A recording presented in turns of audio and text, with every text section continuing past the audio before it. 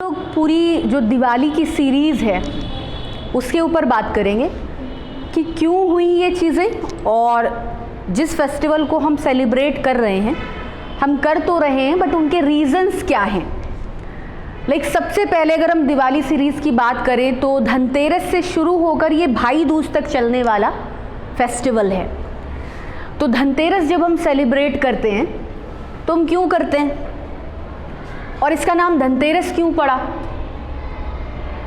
तो भाई जब सबसे पहले हम लोग थोड़ा पुरानी स्टोरी में अगर जाएं तो जब समुद्र मंथन हुआ था तो जब हमें रत्नों की प्राप्ति हुई थी उस वक्त उन 14 रत्नों में से एक रत्न धन्वंतर भी थे जो कलश अमृत कलश के साथ में प्रकट हुए थे, जिस वजह से आज भी साउथ में तो धन मतलब धन को पैसे से नहीं बोला जा रहा है, कंसीडर किया जा रहा है। सबसे बड़ा धन क्या कहा गया है? स्वास्थ्य। तो उसे स्वास्थ्य से कहा गया है बिकॉज वो आरोग्यता के देव हैं, अमृत इसीलिए वो लेकर प्रकट हुए और साउथ में अभी भी उसको स्वास्थ्य से ही जोड़ते हैं। बट हम अपने उत्तरी भारत में इसे धनतेरस धन से कहने लगे। एक दूसरी बात भी हुई थी इस दिन कि इस दिन जब वो रत्न प्रकट हुए थे समुद्र मंथन से तो उन रत्नों में से एक रत्न हमें लक्ष्मी माता भी प्राप्त हुई थी, क्योंकि उसके पहले श्री विहीन हो गया था संसार। याद होगा आप लोगों को अगर आप लोगों ने कोई कहानी देखी है, क्योंकि टीवी पर बहुत सी स्टोरीज के रूप में उसे फॉर्म करके दिखाते हैं। तो फिर क्या हुआ कि लक्ष्मी माता भी हमें प्राप्त हुई थी, इसलिए हम उस दिन लक्ष्मी माता की पूजा करते बिकॉज हमें लक्ष्मी की प्राप्ति हुई थी। अब बात यह है कि हाँ चलो, जब उस तरह से हमने इसको नाम, क्योंकि तेरस तिथि थी, हमने इसे धनतेरस नाम दे दिया किन्हीं कारणोंवश। अब सवाल ये पैदा होता है कि जब लक्ष्मी माता की पूजा करते हैं तो ठीक है, हम लक्ष्मी माता को प्रसन्न करने के लिए जेवर और ये सारी चीज़ें, ज्वेलरी एंड ऑल, ये सब खरीदते, ठीक है, खरीदते भी हैं लोग। तो हम बर्तन क्यों खरीदते हैं? आखिर बर्तन खरीदने का क्या कारण? तो हम बर्तन इसलिए खरीदते हैं बिकॉज बहुत पुरानी कथा है, शायद आप लोगों ने सुनी हो, ना सुनी हो तो मैं दोबारा से बोलना चाहूँगी कि एक बार की बात है कि नारायण पृथ्वी पर घूमने के लिए आ रहे थे, भ्रमण करने के लिए, और जब वो आने लगे तो माता रानी भी उनसे प्रार्थना करने लगी कि हमें भी ले चलिए, और उनके हट के कारण नारायण को उन्हें लाना पड़ा कि हाँ भाई चलो, तुम भी चलो। तो जब वो पृथ्वी पर घूमने लगी उन्हें बहुत अच्छा लगने लगा। नारायण बोले कि तुम सभी दिशाओं में घूमना बट तुम दक्षिण दिशा में मत आना, मैं किसी काम से जा रहा हूँ और मैं तुम्हें अभी यहाँ वापस आकर तुम्हें अपने साथ लेकर चलूँगा। लेकिन क्या हुआ, क्यूरियोसिटी होती है ना, जिस चीज़ के लिए आपको मना किया जाए आप वही करना चाहते हो। तो थोड़ी देर बाद जब नारायण नहीं आ रहे थे वो दोबारा से वहाँ जाने लगी। भाई जब जाने लगी पीछे तो उन्हें सरसों के खेत लहराते हुए देखे। उन्होंने भाई सरसों के फूल तोड़े और अपने बालों में लगाए, सजाया अपने बालों को। उसके बाद थोड़ा आगे बढ़ी तो उन्हें गन्ने के खेत देखे, उन्होंने गन्ना तोड़ा और चूसने लगी। नारायण पलटे और बोले कि तुमको तो मैंने मना किया था और तुमने किसी के बिना पूछे इस चीज़ को ले लिया और उसके गन्ने को तुम खाने लगी बिना किसान की परमिशन के। तो उन्होंने बोला कि इसलिए तुम्हें किसान की चोरी का अपराध लगता है और इस किसान की तुम्हें 12 वर्ष सेवा करनी होगी, तब मैं तुम्हें पुनः आकर लूँगा और मैं तुम्हें छोड़ के क्षीर सागर चला जाऊँगा। तो भाई ये ऐसा करना ज़रूरी था। नारायण ने बोला कि अगर हम आपको माफ़ कर देंगे तो फिर आगे जाके समाज भी वही करेगा, वो भी चोरी करेगा, वो भी बिना पूछे किसी की चीज़ों को उठाएगा, लेगा, तो अराजकता फैलेगी इससे। और अगर मैं तुम्हें मना नहीं करूँगा तो फिर मैं चंद्रगुप्त से कैसे कहूँगा कि तुम हिसाब लिखो अच्छाई का, बुराई का, चोरी का, सबका, बुरे कर्मों का, और फिर कैसे यमराज के दूत यम उसे सज़ा देंगे। तो इसलिए उन्होंने ऐसे करके कहा कि हम जो करते हैं वही सभी अनुसरण करते हैं, अनुसरण करना होता है लोगों को। तो एक अच्छा एग्जाम्पल सेट होना चाहिए, बुरा नहीं। तो उन्होंने माता रानी को वहाँ पे छोड़ दिया, वो चले गए। अब भाई किसान जिसके यहाँ स्वयं लक्ष्मी रह रही हो वो तो और अमीर हो जाएगा, वो भाई अमीर हो गया, बहुत पैसा रुपया हो गया, 12 वर्षों तक बहुत अच्छे से उसका जीवन यापन हुआ, वो बहुत धनाढ्य हो गया। फिर एक समय आया जब माता रानी को लेने नारायण आए, जब आए तो वहीं पे भाई किसान आग्रह करने लगा कि माता को मत ले जाइए। तो उसके बाद में माता रानी ने बोला कि आप परेशान मत होइए, मैं आपके पास से कभी नहीं जाऊंगी। उन्होंने अपनी निर्मित एक मूर्ति दी और कहा कि इसको आप ऐसे करके सफाई कीजिएगा, यहाँ पर आसन बिछाइएगा, उस पर मुझे स्थापित कीजिएगा, एक कलश लीजिएगा, उसमें सिक्के भरिएगा और इस प्रकार से आप जब पूजा करेंगे तो मैं साल भर कलश में विराजमान रहूँगी। आपको अपने शरीर के रूप में नहीं दिखूँगी, लेकिन हाँ कलश में मैं विराजमान रहूँगी। और अगले साल फिर जब ये फेस्टिवल आए तो दोबारा से इस फेस्टिवल को आप ऐसे ही सेलिब्रेट कीजिएगा और मैं फिर से आपके साल भर आपके घर में रहूँगी। तो इस तरह से ये शुरू हुआ और हम सभी लोग वो बर्तन खरीदते, बिकॉज पहले के समय पे ऐसा तो था नहीं कि स्टील का होता। तो माता रानी ने कहा हो कि आगे के समय में बंदा जाके स्टील के बर्तनों में खाएगा तो स्टील के बर्तन खरीदना नहीं ना, बर्तन की बात हुई। त्योहार गरीबों का भी होता है, अमीरों का भी होता है। सिक्के चांदी के भी लिए जा सकते हैं, नॉर्मल भी हो सकते हैं। वही कारण है कि जो पूरा सिक्के से नहीं भर पाते हैं, चावल भर देते हैं, क्योंकि सफ़ेद माता रानी का प्रतीक है और उसमें हम एक सिक्का डाल देते हैं कोई भी। कुछ लोग चांदी के सिक्के खरीदते भी हैं। तो आई गेस आपको ये समझ आ रहा होगा कि क्यों हम बर्तन लेते हैं। यहाँ से ये शुरू हुआ, क्योंकि धनतेरस तो तभी बन गया था जब तेरस के दिन वो अमृत कलश वाली घटना हुई थी, लेकिन बर्तन वाली बात यहाँ से आपको मिल रही है कि ऐसे शुरू हुई। उसके बाद में दूसरा दिन आता है नरक चौदस का दिन, जिस दिन क्या होता है कि भाई पूरे घर की बहुत सफाई होती है। नरक चौदस एक्चुअली एक सोच है, एक दैत्य है, एक प्रवृत्ति है। कोई इंसान देवी या राक्षस नहीं होता, वो प्रवृत्ति होती है, उसके गुण होते हैं जो उसे दैवी या राक्षसीय बनाते हैं। तो इसीलिए हम लोग रावण को हर साल मारते हैं। ऐसा तो है नहीं वो मरे ही नहीं है अब तक, लेकिन उस सोच को हम मारते हैं, बुराई पर अच्छाई की जीत को हम दर्शाते हैं। और अगर कहा जाए तो इसके बारे में आगे भी अभी थोड़ा सा आपको बताएंगे कि भाई जब नरक चौदस की बात हुई, नरकासुर नाम का एक दैत्य, एक राक्षस हुआ करता था, जिसका वध श्री कृष्ण ने करके 16,000 रानियों को बचाया था, कन्याओं को, जो रानियां बनी उनकी। बिकॉज रीज़न क्या था कि वो जो 16,000 कन्याएं थी, जब एक दैत्य के यहाँ से छूट कर आई तो वो बोलने लगी कि अब हमसे शादी कौन करेगा, हमें तो छोड़ दिया जाएगा भाई, क्योंकि हमें तो समाज में कहीं मान्यता नहीं मिलेगी। तब श्री कृष्ण ने उन्हें अपनी पत्नियों का नाम दिया, उनसे विवाह किया, ताकि वो समाज में बिना किसी कलंक के रह पाए। ठीक है, तो इसी वजह से हर साल वो नरकासुर दैत्य को मारना माना जाता है, सफाई गंदगी को दूर करने को। कहते हैं ना कि उस दिन हम लोग बहुत सफाई करते हैं, ज़रा सी गंदगी रह जाए तो घर में डांटे मारे जाते हैं कि कैसे रह गया थोड़ा सा भी, अब ये राक्षस घर से नहीं जाएगा, ये है वो है। तो हम लोग काफ़ी सफाई करते हैं उस दिन। उसके बाद में क्या होता है, फिर एक और स्टोरी भी फेमस है कि रात में सारी सफाई करने के बाद हम एक जमघट का दिया, एक्चुअली यम का दिया उसे कहते हैं, हम जलाते हैं, जिसे दक्षिण दिशा में जलाया जाना चाहिए। आई डोंट नो आप किस दिशा में उसे जलाते हैं। उसकी भी एक स्टोरी है कि एक टाइम पे एक राजा हुआ करते थे, जब वो उनकी मृत्यु हुई तो यमराज आए उनके पास, बोले मैं तुम्हें लेने आया हूँ। तो राजा बोले कि भाई हमने ऐसा क्या बुरा किया जो आप हमें लेने आए हैं। तो यमराज ने बोला कि तुम्हारे यहाँ से एक ब्राह्मण भूखा वापस हुआ था, जिसकी वजह से तुम्हें ये श्राप है और तुम्हें नरक का भोग करना होगा। तो राजा बोलने लगे हमने जो कोई भी पुण्य किए हूँ, कृपा करके आप उनके आधार पे हमें सिर्फ 1 साल दे दीजिए ताकि मैं प्रायश्चित कर सकूं। तो यमराज उन्हें 1 साल देकर चले जाते हैं। वो कई ऋषि मुनियों से पूछते हैं कि भाई इसका प्रायश्चित क्या है, क्या कैसे करें। तो उन्हें बताया जाता है कि नरक चौदस के दिन अगर आप व्रत रहते हैं और भूखे, लाचार या अंग अपंग जैसे लोग हैं, ऐसे लोगों की सेवा करते हैं, उन्हें भोजन कराते हैं और रात को यम का दीपक जलाते हैं, श्रद्धापूर्वक उनका नमन करते हैं, तो यमराज आपको कभी भी नरक नहीं देंगे। यम या यम के दूत ऐसे व्यक्ति को परेशान नहीं करते, उसे स्वर्ग से विमान आता है और जब भी मृत्यु एक अटल सत्य है, जब कभी भी वो तो निश्चित है आनी, लेकिन यम उसे परेशान नहीं करते, उसे साक्षात विष्णु लोक में जगह मिलती है, ऐसा कहा जाता है। तो भाई उसने इसी तरह से विधिवत पूजा पाठ किया। उसके बाद में यमराज आए भाई और बोला कि अब मैं आपको नहीं ले जाऊंगा, आप अपना पूरा जीवन जिए यहाँ पर, और अब क्या मैं कभी भी आपको लेने नहीं आऊँगा, ना ही मेरे दूत आपको परेशान करेंगे, आपको सीधे विष्णु लोक से आएंगे और वहाँ से विमान आकर आपको ले जाया जाएगा और आपको कोई भी कष्ट नहीं होगा मृत्यु में। तो ऐसा माना जाता है कि जो इस प्रकार से नरक चौदस को मनाता है, चतुर्दशी को, उसके सारे पाप कट जाते हैं और वो यमराज या यमराज के दूतों से मुक्त हो जाता है। अगर इसको आप रहते हैं, मैं कहती हूँ बहुत सारी आप रस्में कर ही रहे हैं, रिवाज कर ही रहे हैं, ये अंधविश्वास भी अगर आप मान रहे हैं उसमें भी कोई गलत बात नहीं है। आप अगर गरीब लोगों को भोजन उस दिन करा देंगे, कोई गलत नहीं है। आप अगर व्रत रह जाएंगे तो आपकी आंतें शुद्ध हो जाएंगी, उसमें भी कोई गलत बात नहीं है। तो साइंटिफिक तरह से भी अगर देखा जाए तो कुछ गलत नहीं है। अब उसके बाद आता है हमारा त्यौहार दिवाली का। दिवाली के दिन हमने बहुत सी कथाएं सुनी हुई हैं, और नॉर्मली अगर हम पूछा जाता है कि हाँ भाई क्यों सेलिब्रेट करते, लोग कहते हैं सीताराम 14 वर्ष का वनवास पूरा करके इस दिन अयोध्या वापस आए थे, इसलिए अयोध्या वासियों ने खुशियों में दीपक जलाए थे, और इस वजह से हम इस दिवाली को, मतलब दिवाली के रूप में इस दिन को मनाते हैं। तो भाई सीताराम आए थे, सब बातें ठीक है, तो फिर पूजा गणेश लक्ष्मी की क्यों?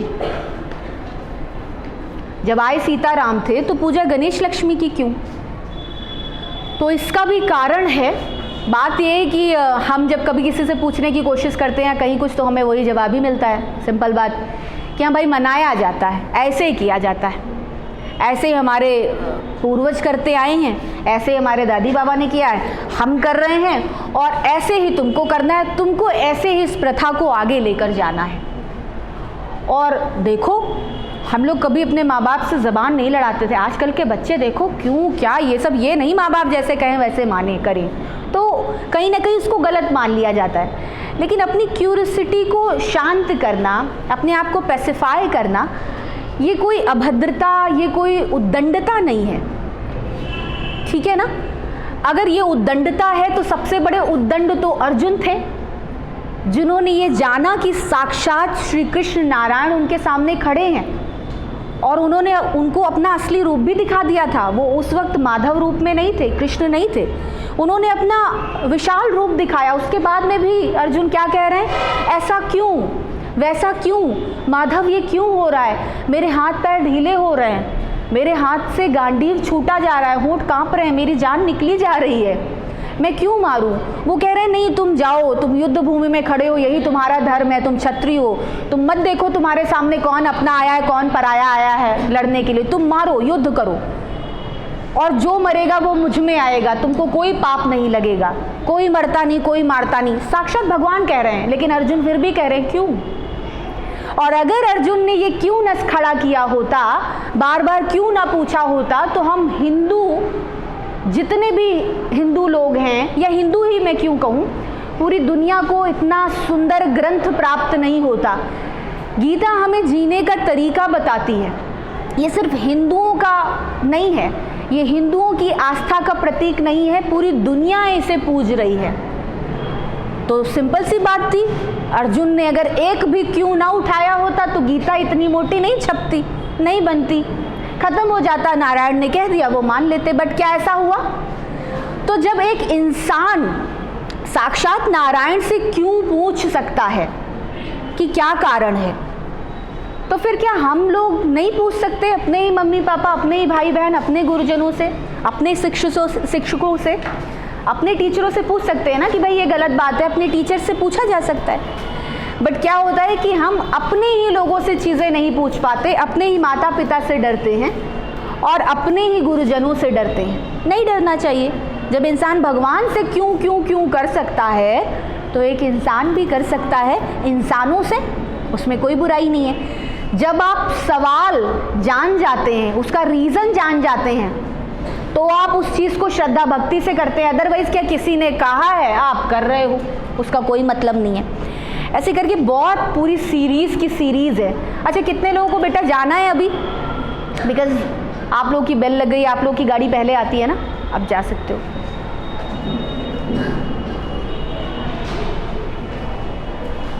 उसको सेट कर दीजिएगा। तो इसलिए क्यों को जानना, इट मीन्स क्यों को जानना ज़रूरी है। अब हम भी जान ले क्यों हम गणेश लक्ष्मी की पूजा करते हैं। पहले का समय अगर जानो तो बहुत आसान हुआ करता था देवी देवताओं को देखना, उनके दर्शन पाना। और महादेव के बारे में आपने सुना होगा कि वो शमशान में बैठा करते थे, पता है ना, विभूति लपेटा करते थे। अब ये शमशान स्वर्ग में तो है नहीं, ये कहाँ पाया जाता है? धरती पे। यानी कि भगवान धरती पे आते होंगे, रहते होंगे। सब समझ आ रहा होगा आपको। तो ऐसे एक कहानी है जिससे आप रिलेट कर पाएंगे कि आसान था। पहले एक कन्या थी जो पीपल के पेड़ की पूजा किया करती थी। अब पीपल की पेड़ की जब वो पूजा करती थी, कहा जाता है कि सभी देवी देवताओं का वास होता है पीपल के पेड़ में, तो उसमें से माता रानी निकल कर आती थी और उससे बोलती बात करती थी। तो उसको बड़ा अजीब लगा। वो अपने पापा के पास गई और बोला कि ऐसे ऐसे करके कोई देवी निकल कर आती हैं, मुझसे बोलती हैं, बात करती हैं और मुझे बहुत डर लगता है। तो वो बोले कि नहीं बेटा, जैसा तुम बता रही हो इस हिसाब से वो माता लक्ष्मी है, वही तो हम लोगों की आराध्य हैं, हम लोगों का पालन पोषण कर रही हैं, तुम उनसे बोला करो, वो तुम्हें कोई नुकसान नहीं पहुंचाएंगी। बच्ची बोलने लगी। अब जैसे होता है ना, हम लोग छोटे बच्चे को खिलाते पिलाते हैं, चॉकलेट आइसक्रीम सब दे के प्यार से, कि कैसे भी हम लोग की दोस्ती हो जाए, तो ऐसा थोड़ी ना होता वो बंदा हमारा दोस्ती बन जाता है, छोटा सा चंटी, नहीं ना। बट हाँ, हम एक इस तरह से दोस्ती करने की कोशिश करते हैं कि हम बच्चे को कैसे भी खिलाएं, प्यार से रहें, हमें अच्छा लगता है उसके साथ में। एग्जैक्टली माता रानी भी ऐसे कर रही थी, उनको भी बहुत अच्छा लग रहा था कि एक छोटा सा बच्चा मेरे लिए इतनी श्रद्धा भक्ति से रोज़ करता है, रोज़ जल चढ़ाता है, रोज़ पूजा करता है। तो माता रानी ने उसको बुलाया अपने घर पे, खिलाया पिलाया, सोने की थाल में भोजन दिया, और उसके बाद में वैसे ही सोने की थाल में भोजन दिया, उसके बाद में चांदी के गिलास में पानी पिलाया। तो उनके लिए तो बहुत आसान था ये सब, भाई वो लक्ष्मी ही थी। तो अब जब वो लड़की जाने लगी तो माता रानी ने ऐसे गले लगा लिया और बोला कि भाई मुझे भी आपके साथ में चलना है। भाई ये सब देखो भाव की बात है, सवाल उठाने की बात नहीं है, और सवाल उठाएं तो आपको जवाब भी मिल जाएगा। ये प्रथा कैसे शुरू हुई ये बता रहे हैं आपको। तो माता रानी ने बोला कि अब तुम हमको कब बुलाओगी अपने घर? तो उन्होंने कहा कि ठीक है आप भी आना। अब घर आई तो बहुत परेशान, हम क्या खिलाएंगे पिलाएंगे, हम लोगों के पास तो उतनी स्थिति नहीं है। तो उनके पिताजी बोले तुम परेशान मत हो, माता रानी सारी व्यवस्था कर देंगी, तुम घी का दीपक जलाओ और यहाँ पर सफाई करके चौक पूर के, चौक बना के ना, पूरन कहते हैं, चौक पूरन, रंगोली जिसको हम लोग कहते हैं, और हाथ जोड़कर बैठ जाओ, माता रानी से प्रार्थना करो, सब हो जाएगा। वहीं से एक चील गुजर रहा था जो अपनी चोंच में एक हीरे का हार दबाया जा रहा था जो छूट गया। समझो माता रानी की कृपा ही उन्होंने ही एक तरह से दिया, और वो लड़की को मिलता है, वो लोग बेच के सारा व्यवस्था करते हैं और सारा कुछ बनाया जाता है जितना जो उनके पास श्रद्धा होती है। अब लक्ष्मी माता वहाँ से आने के लिए एक्साइटेड भई आ रही होती हैं। वहीं पे गणेश जी कहते हैं हम भी चलेंगे। गणेश जी घर के समझो छोटे बच्चे। अब गणेश जी की मामी लगती हैं लक्ष्मी माता, पता है, एक तरह से, बिकॉज नारायण ने तिलक चढ़ाया था पार्वती माता का। और अगर देखा जाए तो शिव जी का परिवार है, विष्णु जी के भी दक्ष पुत्र, मनु, शत्रुपा, बहुत से संतानें, लेकिन लक्ष्मी नारायण रूप में इनकी हैं संतानें नहीं है। तो एक तरह से गणेश जी को गोद लिए पुत्र भी कहा जाता है। तो आप लोग भी कई बार अपने मामा मामी के साथ लटक लिए होंगे जब कहीं घूमने जा रहे होंगे। वो लोग नहीं, दिखा दो भाई इन लोगों के चेहरे भी कि ये लोग भी कभी ना कभी गए ही होंगे, ठीक है ना। तो ऐसे ही गणेश जी भाई उनके साथ चल दिए। अब गणेश जी शुभता के प्रतीक हैं, और जो माता लक्ष्मी है वो लाभ, इसीलिए सबके घरों में शुभ लाभ लिखा जाता है, दीपक जलाया जाता है, फिर जो प्रसाद और खिलाया जाता है, गणेश लक्ष्मी की आरती भी की जाती है, उन्हीं की पूजा की जाती है। तो इस तरह से ये शुरू हुई प्रथा, और जब प्रसाद चढ़ाया जाता है वही बांटा जाता है, इसीलिए मिठाई बांटना शुरू हुई, ठीक है। और ध्यान दीजिए, विष्णु जी नहीं आए उनके साथ आए गणेश जी, तभी गणेश लक्ष्मी की पूजा होती, क्योंकि विष्णु जी सो रहे थे। वो कब जागेंगे पता है? जब आपकी देवोत्थानी एकादशी आएगी, जिसे कहते हैं देव दीपावली, जिस दिन देवता भी दीपावली मनाते हैं क्योंकि नारायण जागते हैं उस दिन, आएगी ना अभी, ठीक है। तो ऐसे करके हम लोगों ने गणेश लक्ष्मी की पूजा शुरू की। अब उसके बाद में क्या आता है भैया? गोवर्धन। अब गोवर्धन क्या, पहले इंद्र देवता की पूजा होती थी। नारायण बोले श्री कृष्ण, इंद्र देवता की पूजा से क्या लाभ इस टाइम पे? जाड़े आ रहे हैं, बारिश होगी, खेती बर्बाद हो जाएगी, हम लोग गोबर की पूजा। इंद्र को बड़ा गुस्सा आया, बोल रहे गोबर की पूजा, मेरा कंपैरिजन गोबर से। वहां पे उन्होंने सोच का एक अपना रखा कि क्या जरूरी है, ठीक है ना। वो किसी का विरोध नहीं कर रहे थे, बस जरूरी चीज को कर रहे थे, इसलिए उन्होंने पुरानी प्रथा तक को बदल डाला। श्री कृष्ण ने, उन्होंने बोला कि गोबर की आप इस टाइम पे पूजा करेंगे, फिर गोबर की पूजा करने के बाद वो खेतों में डाला जाएगा। इससे क्या होगा कि खेती जो है आप लोगों की, जो उपज है, जो अनाज है, वो और अच्छा उगेगा, बिकॉज ये फर्टिलाइजर होता है, यू नो। अब ऐसे तो कोई इंसान गोबर क्या इधर उधर पड़ा रहता था, लेकिन जब हम देवता रूप में उसको पूजेंगे तो वो उठा के हम रोड पे तो डालेंगे नहीं। क्या कहते हैं, कलावा टूट जाए या कुछ ऐसा हो जाए, हम क्या कहते हैं, गमले में डाल दो, क्यारी में डाल दो, या पूजा का सामान है ये बचा हुआ है ये वहां डाल दो। तो खेतों में हम डालेंगे। अब क्या हुआ, अगले साल बहुत अच्छी खेती हुई, लोगों ने कहा गोबर देवता तो काम आ रहे हैं, तो करते हैं पूजा गोबर की, ठीक है ना। तो वहां से शुरू हुआ। सी ये एक सोच है, आप पत्थर की पूजा करते हो, वो शंकर जी मान के करते हो, किसी ऐसे ही थर्ड पर्सन को लेकर आओ, बोलो ये क्या, वो कहेगा पत्थर, तुमको पागल, मैं जल चढ़ाती हूँ, ये पत्थर कहाँ से? क्योंकि वो तुम उठा के लाए हो, तुम्हारी भावना है। कई बार हम लोग नहीं पत्थर उठा लाते हैं किसी भी तरह के, और उनको शंकर जी मान के उनको आकार भी नहीं देते, बिना आकार उन पे जल चढ़ाते हैं, कहते शंकर जी हैं। यस और नो? तो तुम्हारे लिए वो भावना का केंद्र है, किसी और के लिए वो पत्थर है। एग्जैक्टली उन्होंने किया कि गोबर को देवता बनाकर उन्होंने पूजा की। किसी भी चीज़ की आप पूजा करते हो तो उसको आप और ज़्यादा पावर दे देते हो, क्योंकि वहाँ पे पॉजिटिव एनर्जी जाती हैं, और फिर वही चीज़ पूजा करने के बाद खेत में स्प्रेड हुई तो और ज़्यादा पावरफुल बन के स्प्रेड हुई, और आपको और ज़्यादा अच्छा आपका यील्ड आया, आपकी खेती, आपका क्रॉप अच्छा हुआ। ठीक है ना? अब उसके बाद में क्या त्यौहार आता है हमारा नेक्स्ट डे? भाई दूज। तो भाई दूज को हम लोग यम द्वितीया भी कहते हैं। यस और नो? इस दिन सबसे पहले क्या हुआ था कि जो यमराज की बहन है यमुना जी, उन्होंने यमराज को तिलक किया था और उनको अपने हाथों से बनाकर भोजन कराया था, और इस तरह से उन्होंने इस त्यौहार को सेलिब्रेट किया था। ऐसा माना जाता है कि मथुरा जी में जो विश्रांत घाट है उस पर जो यमुना जी है ना विश्रांत घाट पे, उन यमुना जी में, क्योंकि विश्रांत घाट कहाँ पे बना हुआ है? यमुना जी के किनारे पर। उसमें अगर यमुना जी में 7 भाई बहन नहाते हैं तो हर जन्म में वही भाई बहन मिलते हैं, ऐसा कहा जाता है। और वहाँ पर नहाकर बहन को अपने भाई को तिलक करना चाहिए और अपने हाथ का बना भोजन ही भाई को खिलाना चाहिए। ऐसा कहा जाता है कि उस दिन भाई को सिर्फ और सिर्फ अपनी बहन के हाथ का खाना चाहिए, किसी और के हाथ का नहीं। आप अगर सक्षम नहीं हैं, आपका भाई नहीं खा सकता, वो छोटा है, आप बना नहीं सकते, दूध की बोतल घोल के उसके मुंह में लगा दीजिए, ये तो आसान है, कोई मेहनत नहीं लगनी। बट अपने भाई को आप ही खिलाइए, ठीक है? दूध के ग्लास में चीनी मिला के या दूध ही उसे दे दीजिए। मैगी बना के खिला सकते हो, वो कर लो, बट जो भी है ये भाव का खेल है, अपने हाथों से खिलाएं, अपने हाथों से अपने भाई के लिए करें। ठीक है? तो आई होप आपको समझ आई होंगी ये चीज़ें। कितने लोग प्रॉमिस करते हैं कि भाई अगले साल से अपने भाई को अपने हाथ से ही खिलाएंगे? ज़रा सा एक बार दिखाना, पक्का प्रॉमिस है?